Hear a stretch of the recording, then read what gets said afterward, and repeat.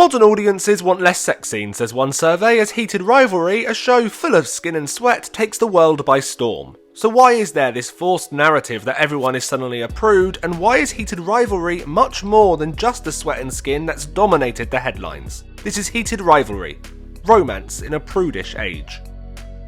Simply reviewing Heated Rivalry would honestly be boring, because it's good, the acting is electric, the script is incredibly sharp, and apart from the odd dodgy line of dialogue, I refuse to accept that anyone doesn't know what YouTube is, I really enjoyed it. It's a well-made show, and it's great to see a relatively unknown cast and streaming service dominate the industry for the last few months. However, the main talking points within the media have focused more on the arse than the artist. Countless reviews, analyses, mindless short-form AI content have all focused heavily on the show's use of sex scenes. For some reason, people are acting like it's the most scandalous show on telly, and that two people getting off of each other is a shocking new invention within storytelling. And before we delve under the covers, I want to say that Heated Rivalry is much more than this. Yes, it's got steamy scenes, but at its heart it's a romance, and a pretty traditional one at that. It's got longing and heartache, side glances and secret smiles. It's romantic and yet normal. There's no rushing madly, arms flailing in the airport, but instead love is declared quietly, over phone calls and silent hotel encounters. And when the over-the-top rom-com moments hit, such as the declaration of love on the ice rink, it leads to more. That's not the ending of the show, but instead the beginning of something else.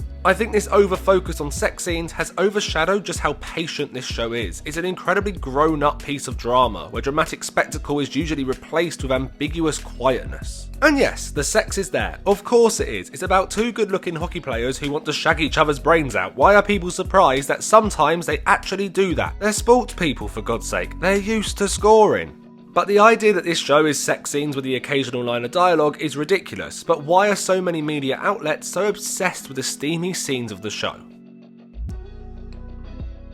A recent survey showed that nearly 50% of participants believe there is too much sex and sexual content within modern movies and television, and that young people want to see less of it overall. And I personally believe we need to take this with a massive fistful of salt. First of all, people lie in these surveys, and people will lie even more when it's a taboo subject. Sex is taboo in our society, I'd argue even more so than death. It's a private matter, a very intimate moment, and is shrouded in so much awkwardness, weirdness, and judgment. Many people, especially young people who are all too aware of how they're perceived, probably don't want to answer this survey by saying, "No, show me more, I love nudity." More?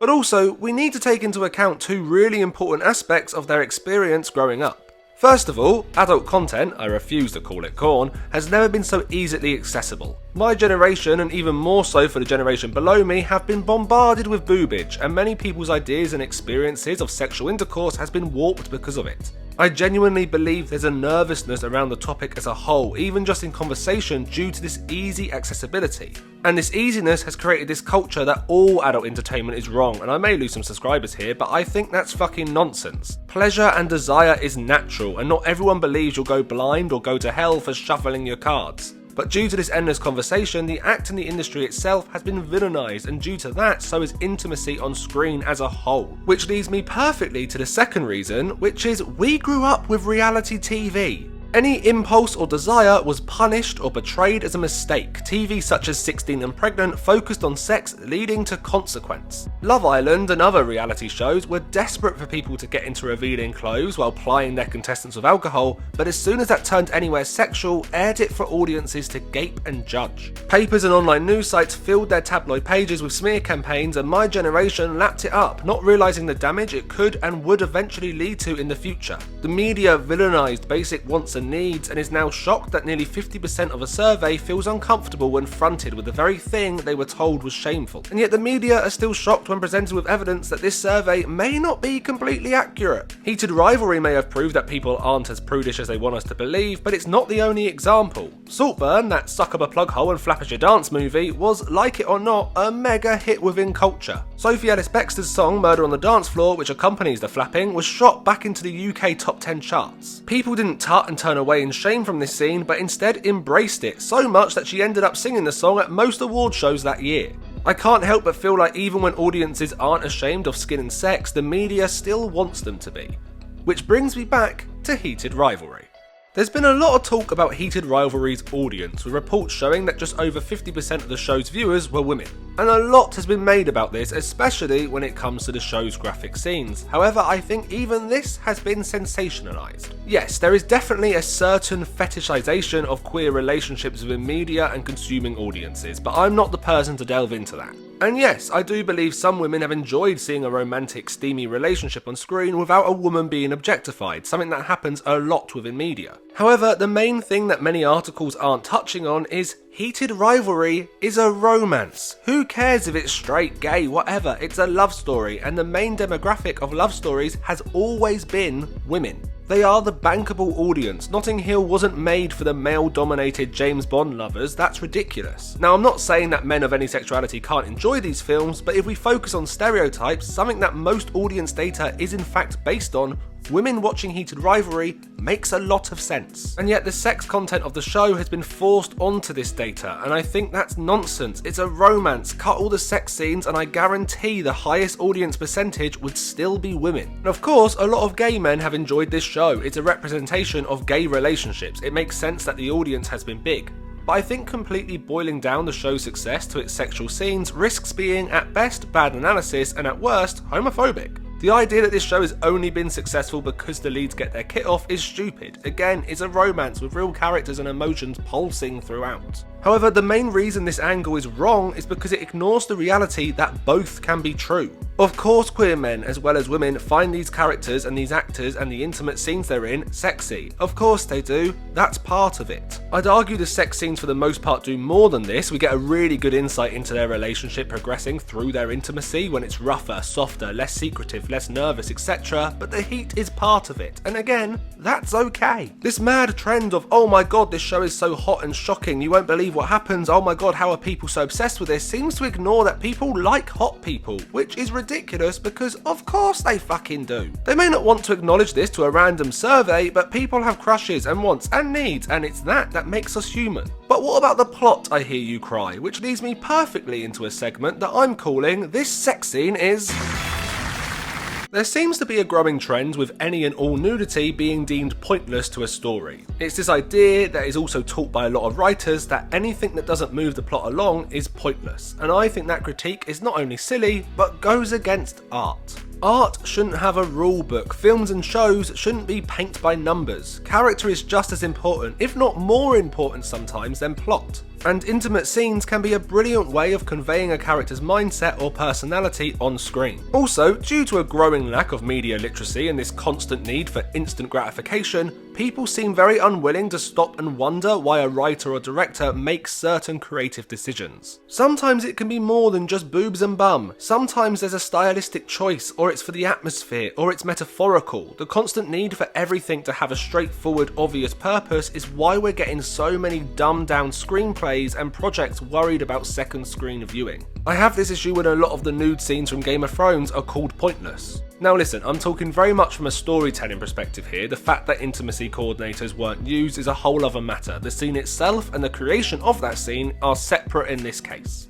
But during the very final scene of Series 1, Daenerys is seen naked as 3 baby dragons crawl over her. As the men watch in shock, they begin to bow. Now this scene could have happened without the nudity, but it would lose a lot of its power. Firstly, it's striking and feels almost like a modern interpretation of a Renaissance painting. But secondly, nudity on screen is usually used to portray vulnerability, and yet this is the most powerful Dany has been throughout the entire season. This is a great example of a scene that, although the nudity doesn't change the plot, it does affect an audience's experience and the emotional weight of the moment. So if we go back to Heated Rivalry, because yes, believe it or not, this is still a Heated Rivalry video, the show has some wonderful examples of this. Moments where the sex scene could have been cut, but instead we stay with it, allowing us to see the different emotions during the act or straight afterwards. We'd miss these beautifully tense, romantic, and sometimes sad moments if we didn't have the build-up towards them. Also, a lot of the talk about Heated Rivalry seems to ignore just how little nudity there is in it. Like, honestly, if you're offended by a bum, what's wrong with you?